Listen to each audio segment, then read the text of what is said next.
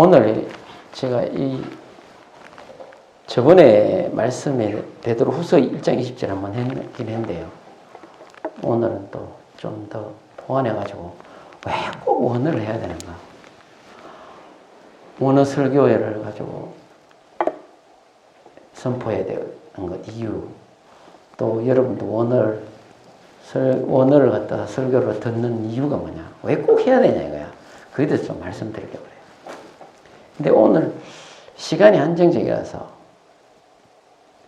한 10분의 1도 못 다루는 거예요. 그냥 하는 데까지만 하겠습니다.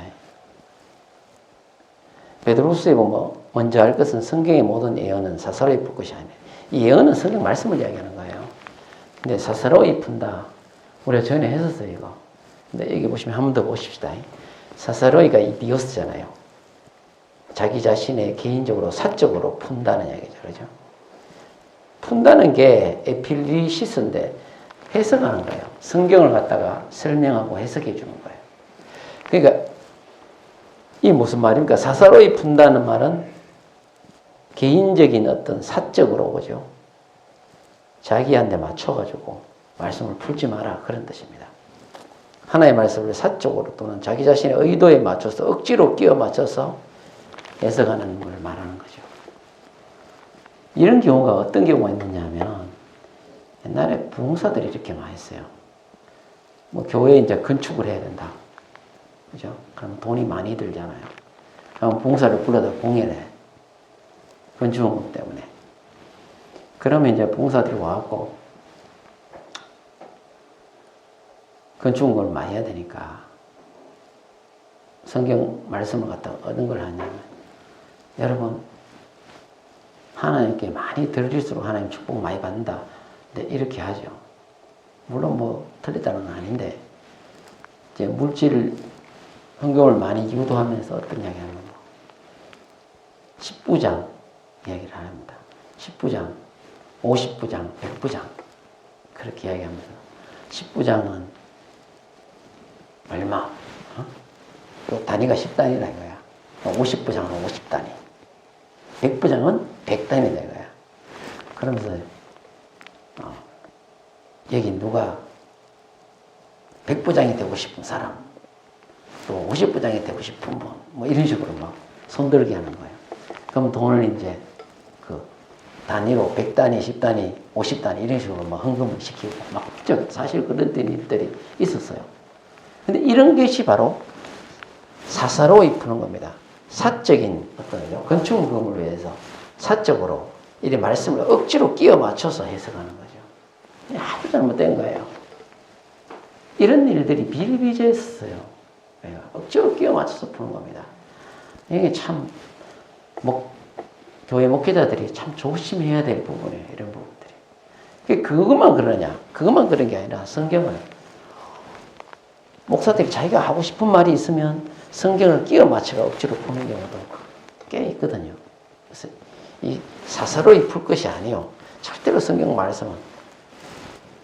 말씀이 개인적인 게 아니잖아요. 하나의 말씀이잖아요. 그럼 하나님 뜻에 맞춰서 풀어야 된다고. 이게 굉장히 중요한 것이죠. 그래 보면 왜 언어를 해야 되는지 알 수가 있는 겁니다. 언어를 하면 할수록 더 하나님 뜻에 가깝게 여러분들을 다가가게 만드는 거예요. 굉장히 중요한 것입니다. 이 보세요. 그 중에 알기 어려운 것이 들어있으니 무식한 자들과 구세지 못한 자의 다른 성경같이 그것도 억지로 풀다가 수로는 거예요. 억지로 풀었다 이거예요. 말씀을 억지로 막 푸는 게 그게 됩니까? 억지로 말이 무슨 말이에요? 뭐예요? 억지로 스트레블레오라고요. 왜곡하는 거예요. 말씀을 왜곡시키는 거예요. 이게 보면 비틀다란 말 해놨죠. 비틀다 이렇게 다 되어 있는데요. 하나님의 말씀을 비틀어 버리는 거야. 그리고 이탈해. 하나님의 진실한 말씀에서 이탈해 시켜버리는 거예요. 이게 누구냐? 저 이만희 같은 신천지 이만희 같은 사람 아니에요. 말씀을 완전히 비틀어가지고 왜곡시켜버린단 말이에요.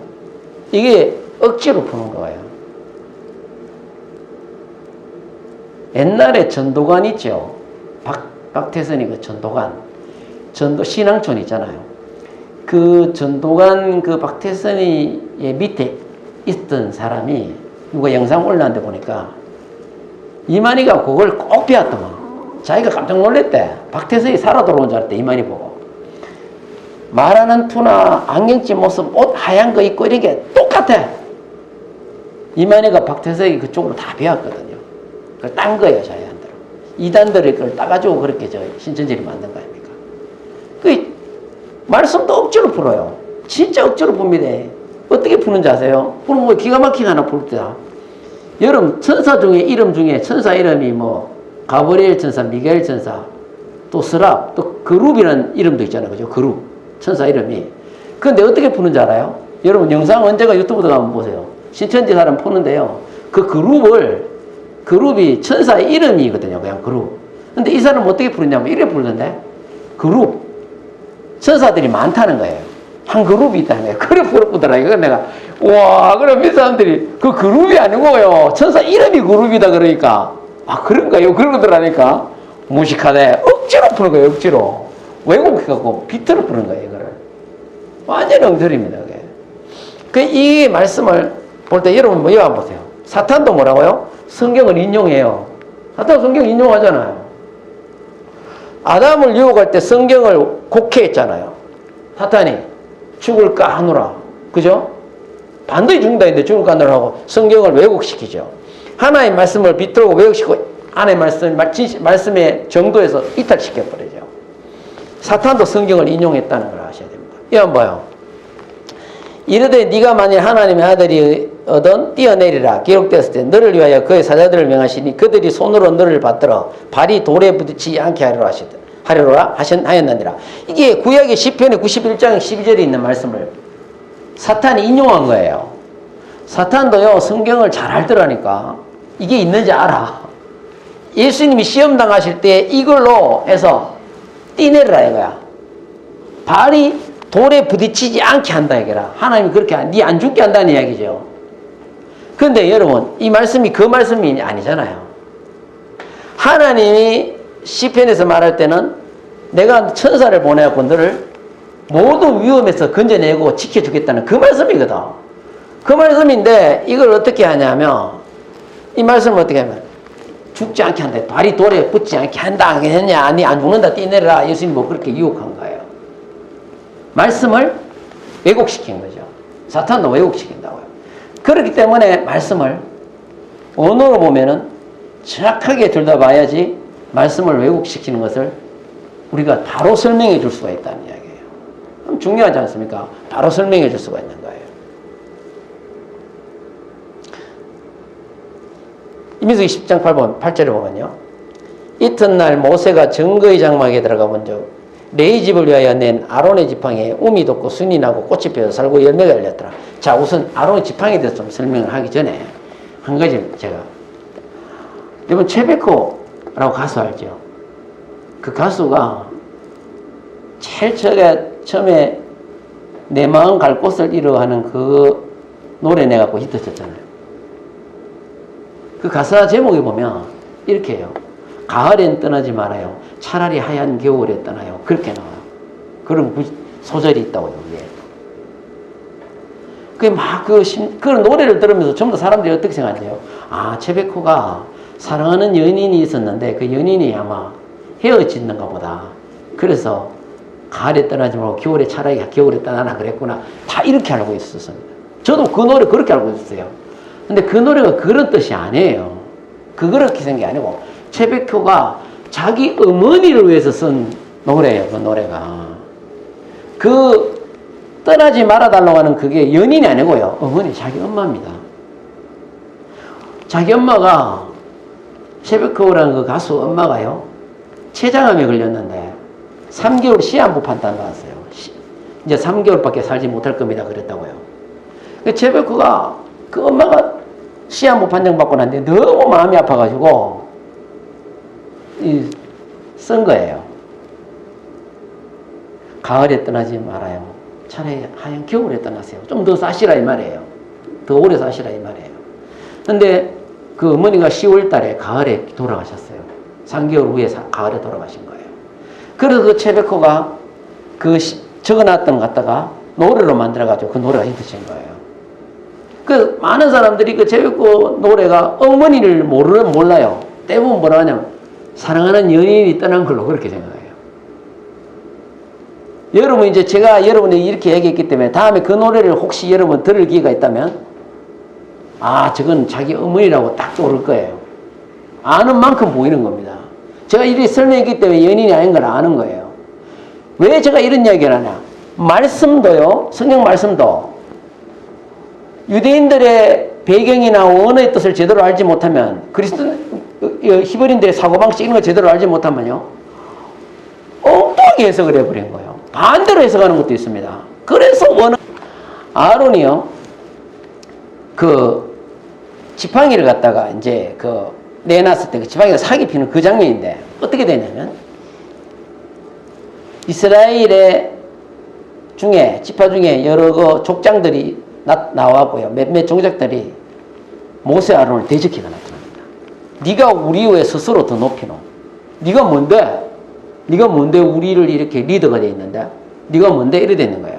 하나님이 진노하셔가지고 하나님이 전염병을 내려버려요. 이스라엘 가운데 전염병이 막 죽어나가는 거예요. 하나님이 진노하셔가지고 모세가 누군데?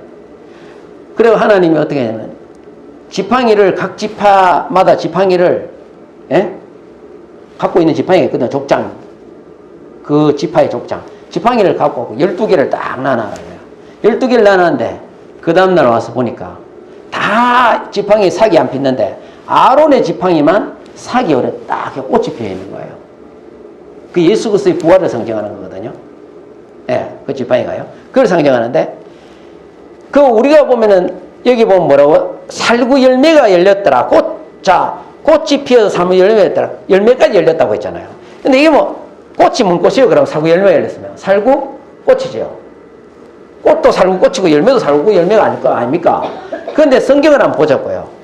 성경에 보면은 이 살구나무가 뭐냐면 민수기 10장 8절에 보면 아몬드 나무예요. 살구 아닙니다. 아몬드예요. 이걸 한글에서 개정으로 번역하면서 왜 안 바꿨는지 몰라. 이해가 안 돼요. 바꿔서 해야지 이거. 바꿔서 해야 되는 거예요. 여러분 삭개오가 뽕나무에 올라갔다는 거 그거는 바꿨더라고. 그건 돌감나무로 바꿨더라니까요. 제대로 번역을 했다. 근데 왜 그건 안 바꿨는지 전 이해가 안 돼요. 이거 보세요. 살구 열매가 열렸다면 살구꽃이 폈다는 이야기 아니에요. 살구 열매가 열리고.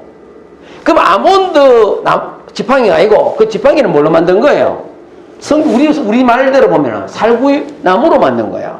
그런데 성경에는 뭡니까? 아몬드예요. 샤케드 아몬드입니다. 아몬드 나무로 그 지팡이를 아론의 지팡이는 아몬드 나무로 만들었다는 이야기예요. 원어가 이렇게 중요한 거예요. 자 볼게요. 창세기 43장 11절 보면 감복숭아 나무가 나와요. 감복숭아 나무. 이게 뭐냐면 아들들 요셉에게 갈 때 아들들에게 야곱이 뭐라 했냐면 선물을 가져가라 합니다. 꿀도 가져가고 선물 가져가는데 그 중에 감복숭아 나무 이걸 가져가게 하는데요. 선물을 가져가는데 이 감복숭아 나무라고 되어 있어요. 감복숭아 나무. 이거 한번 보세요. 똑같은 거죠. 샤케드. 이것도 샤케드인데 아몬드 나무예요. 이거 보세요.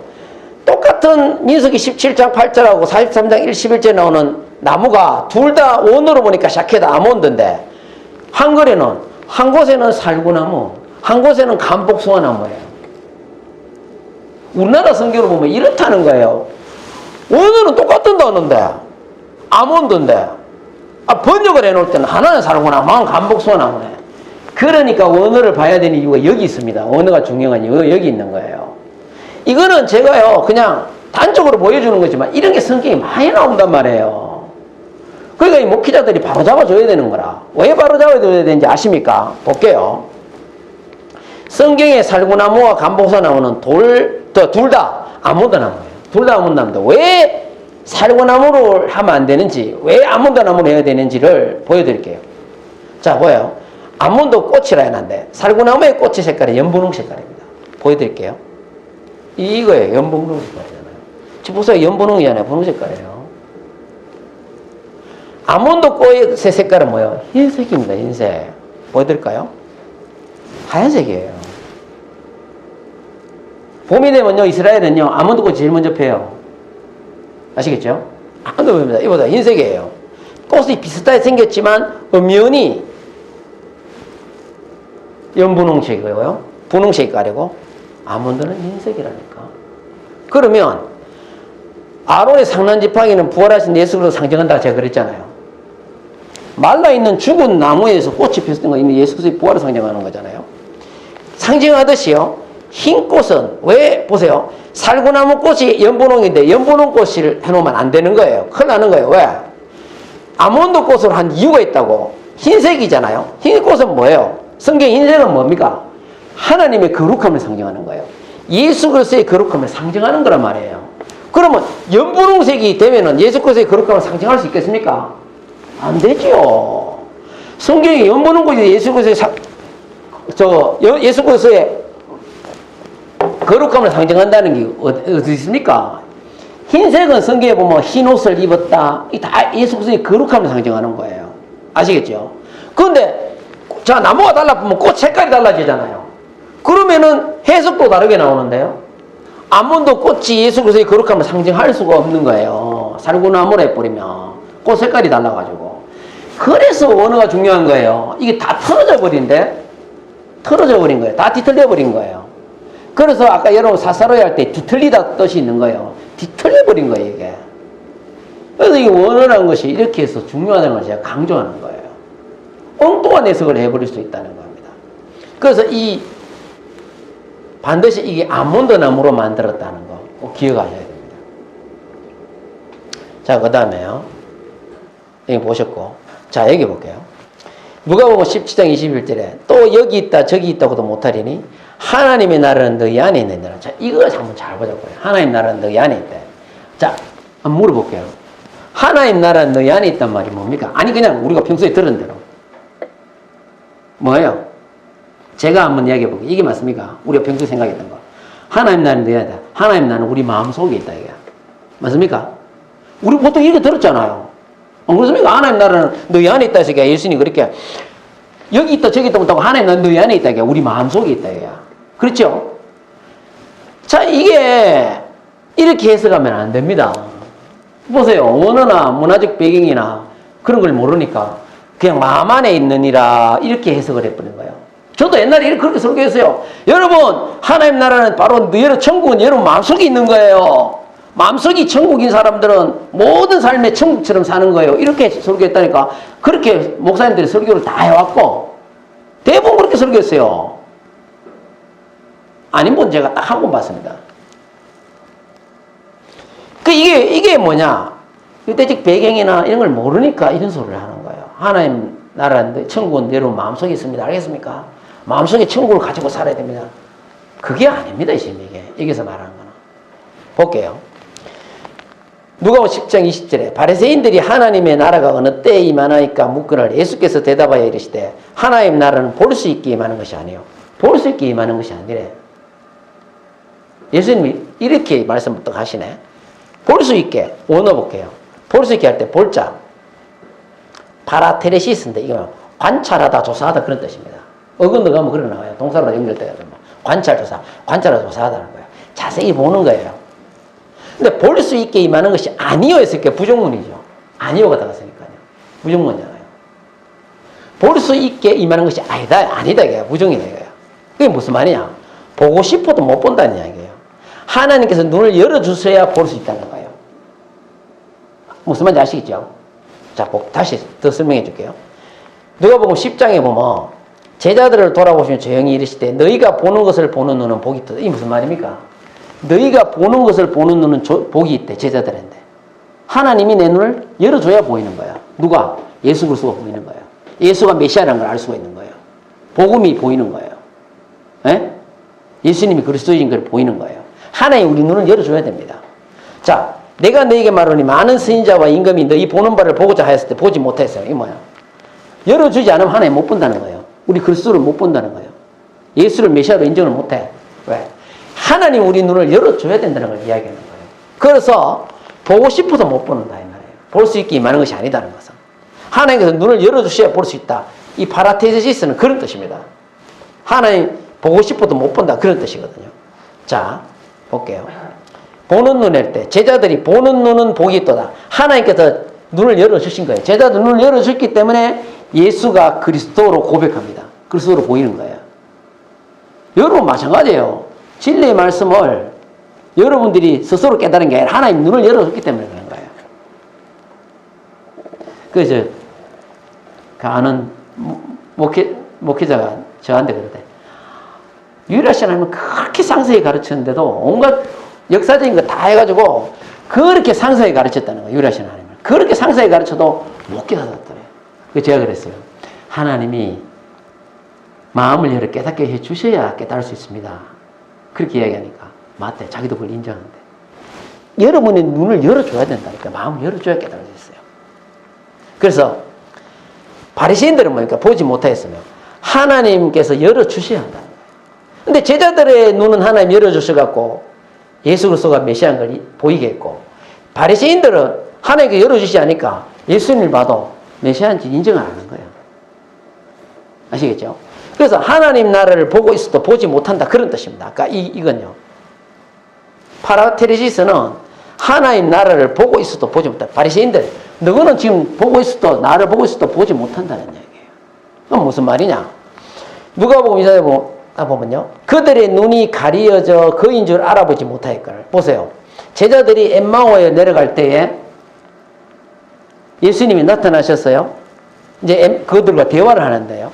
그들의 눈이 가려서 그인 줄 예수님이 알아보지 못했어요. 부활하신 하나님을 알아보지 못해요. 예수님 얼굴이 변했습니까? 부활하고 예수님 얼굴이 바뀌었어요? 아니에요. 바뀌긴 뭘 바뀌어. 예수님 얼굴은 그대로지. 근데도 예수님이 이제 알아보지 못해도 왜? 눈이 가려워졌다는 거예요. 바리새인들이 눈이 가려워지니까 예수님을 메시아로 못 보는 거야. 예수님이 말씀을 잘 설명했어요. 설명해 주니까 밑에 이래 보세요. 31절에. 그들의 눈이 밝아져 그인 줄 알아보더니, 밝아져는 디아노이고 열다 설명하다. 눈을 열어줬다는 거예요. 하나님이 해석을 해주니까 제자들의 눈이 열려버린 거예요. 원어는 때로 말씀을 왜 언어를 해야 되냐면 언어를 갖다가 함으로 해서요 눈이 열리는 거예요. 듣는 사람들 눈이 열린단 말입니다. 여러분들이 눈이 열리는 거예요. 그래서 원어를 우리가 해야 되는 이유가 여기 있는 겁니다.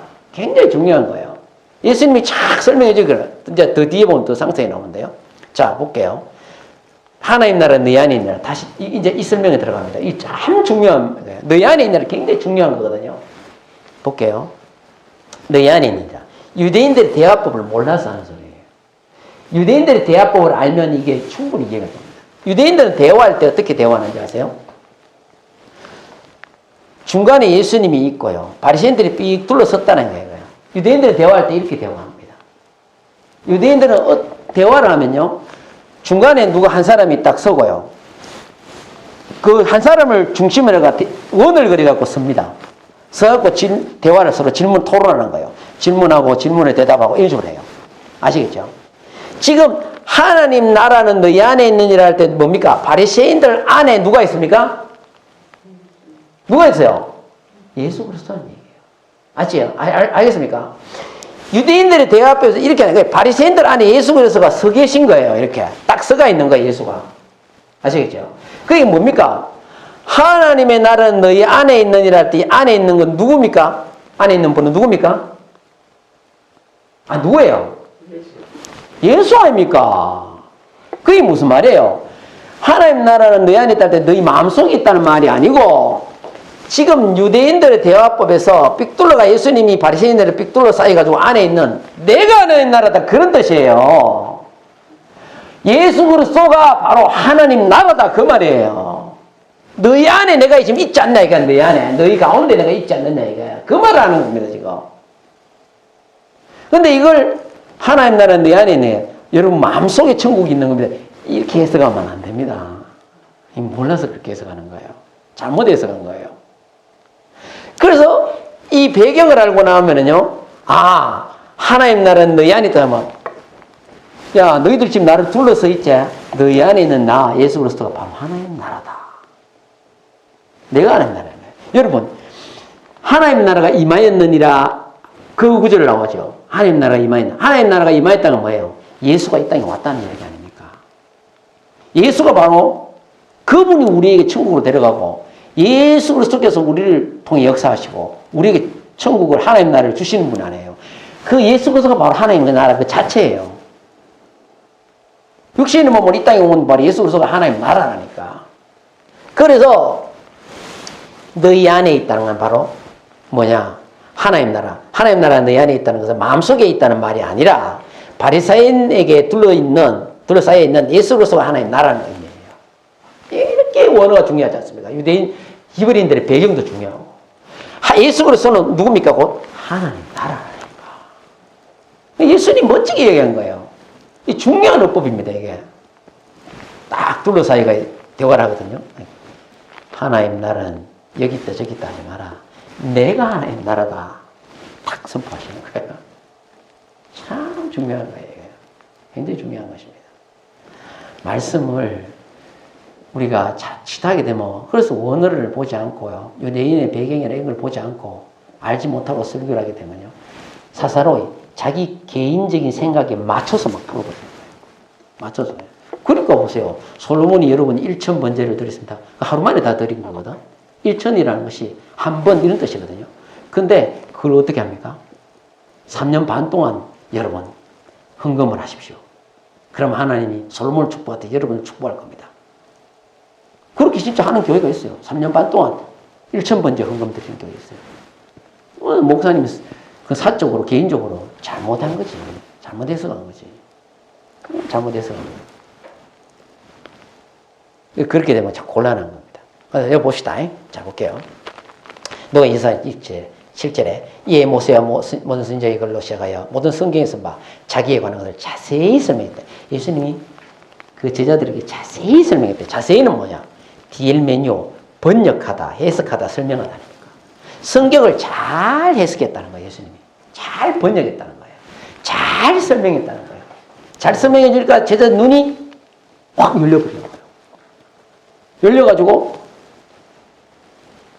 예수가 그리스도는 걸 이제 알게 되는 거예요. 이게 굉장히 중요한 거예요. 자세히 설명했다는 건 잘 해석해 줬다는 거예요. 구약을 잘 설명하고 예수님이 번역하다. 그러니까 우리가 성경을요, 히브리에서 헬라어로, 헬라에서 영어로, 영어에서 중국어로, 중국에서 한국어로 번역됐잖아요. 번역할 때 언어의 한계가 있는 건 인정해요. 인정하지만 아까 같이 살구나무 이런 거는 아몬드로 바꿔줘야 돼. 원어에 정확하게 나와있잖아. 바꿔주면 어때요? 바꿔줘야 된다니까. 그래야지 그 예수님의 그 꽃이 거룩함을 나타낼 수 있도록 딱 나오잖아요. 그래야 뒤틀리질 않지요. 그래서 원어가 중요한 것이죠. 자세히 설명하니까 어떤 일이 생긴지 아세요? 누가복음 24장 32절에 그들이 서로 말하기를 길에서 우리에게 말씀하시고 우리에게 성경을 풀어주실 때에 우리 속에서 마음이 뜨겁지 아니하더냐고. 성경을 풀어줄 때 성경을 자세히 풀어줬죠. 자세히 해석해 줬다는 얘기야. 설명해 주니까 마음이 어떻게 했다고요? 뜨거웠대. 뜨겁지 않더냐? 제자들 마음이 뜨거운 거예요. 뜨겁다는 말은 뭐냐? 가요. 불 켜다 불타다. 그냥 막 불이 확 그냥 불이 타는 거예요. 그냥. 하나님 말씀이 이제 불이 타는 거예요. 복음에 대해서 이제 막 열정이 생기는 거야. 그럼 이 불 켜다라는 뜻도 있거든. 이 뜻이 얼마나 좋습니까? 어두워진 마음에 하나님 복음의 불을 탁 켜준 거예요. 말씀을 해석해가지고. 아시겠죠? 여러분이 예수 믿기 전에 예수가 성경이 뭔지도 몰랐잖아요. 근데 여러분 와서 딱 복음을 통해서 성경을 겁나니까 예수님이 여러분 마음을 딱 눈을 열어주고 여러분 마음에 불을 탁 켜주니까 예수가 누군지 복음이 뭔지 다 알게 되잖아요. 아시겠죠? 전에는 너희가 어두움이더니 예수님 그 얘기 하잖아요. 예수님은 자기를 뭐라고? 참빛이라 빛이라는 거예요. 참빛으로 나오라 이거야. 참빛을 비췄대. 어두운 마음에 참빛, 인간들의 어두운 마음에 참빛, 예수님이 빛을 딱 비추니까 환해지니까 뭔지 다 알게 되는 거예요. 여러분, 깜깜한 방에 들어가기 전에 우리는 불을 켜야 돼요. 왜? 어두가 어디가 어딘지를 모르는 겁니다. 불을 켜면 다 알게 되는 거예요. 그와 같이 우리 어두워진 마음에 예수 그리스도가 불을 켜줘야 돼. 밝혀줘야 된다니까. 아멘? 얼마나 중요합니까? 중요한 거예요. 제가 여성 외삼촌이 이제 한테 물어봤어요. 의사니까 물어봤어. 전화해가지고 물어봤어. 그 어려운 용어나 의학 의학은 참 어렵잖아요. 어려운 용어나 이해 못하는 그런 거 있으면 어떡하냐 그러니까 원서를 봐야 된대. 원서를 봐야 된대요. 영어로 된 영어는 그럼 원서로 뭐 영어입니까? 그러면 독일 거 봅니까? 이렇게. 아, 영어로 보는데 요새는 잘 돼 있대. 한국 거 번역에는 또 잘 돼 있지만 원서로 들어가 본대요. 들어가 보면 더 정확하게 알 수 있대요. 사람의 생명을 다루는 직업이잖아요, 의사들이. 그렇기 때문에 원서를 보는 거는 당연한 거죠. 원서를 봐야 된다는 거예요. 우리의 원서가 원어 아닙니까? 이건 선택이 아니에요. 원어가 뭔 선택이에요? 예? 아, 뭐, 우리, 내 아는 목사님 그럴 때, 그 이야기 하대요. 뭐, 원어 쪽 이렇게 돼 있다고 그러니까. 자기 친구 목사가 그러대. 아, 니는 뭐 그렇게 하고 나는 이렇게 할게. 이러더래. 니는 원어 하고 나는 뭐 이렇게 할게. 아니, 이렇게 하고 그렇게 하고 아니라, 목회자라면 누구나, 당연히 하나의 말씀이 원어에 어떻게 돼 있는 걸 봐야지. 원어의 뜻이 제일 정확한데. 안 그렇습니까? 원어의 뜻이 제일 정확한데요. 잘 모르는 것이면 원어로 들어가면요. 확실하게 알 수 있습니다. 그러니까 원어가 필요한 거예요. 선택이 아니라니까. 이거 뭐, 그냥 해야 되고 말아야 되고 그게 아니고, 하나의 말씀을 분명한 뜻을 여러분들이 목회자는 전달해야 되고, 여러분도 분명한 하나의 뜻을 알려면 원어가 중요한 것입니다. 굉장히 중요한 거예요. 그래서, 우리가 말씀을 볼 때 느끼는 건요. 말씀을 볼 때 느끼는 거예요. 하나의 말씀은 살았고 운동력이 있다고 그랬잖아요. 정말 하나의 말씀은 살아있거든요. 관절과 골수를 찔러 쪼개기까지 마음의 뜻과 생각을 감찰한다 했어요. 이런 살아있는 하나의 말씀이 우리 안에서 살아 움직이고 우리 생활 가운데 살아 움직이려면 정확하게 말씀을 파악하는 게 중요하죠. 원래의 뜻이 무엇인가를 알고 하나님의 뜻을 따라서 그 말씀대로 살아가는 여러분이 되시기 바랍니다. 네.